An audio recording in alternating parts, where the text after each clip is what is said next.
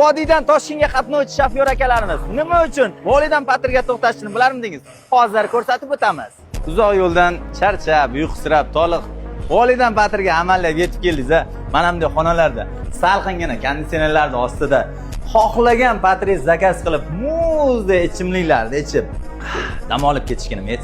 Respublikamizda uchraydigan barcha pul-toplar va 15 xildan ortiq patr mahsulotlari aynan Volidan Marketda uchraydi. Ko'rib turganingizdek, Volidan Marketda jondan boshqa hamma narsa topiladi. Eng asosiysi, siz olib kelgan mijozlar oldida hijolat bo'lib qolmaysiz.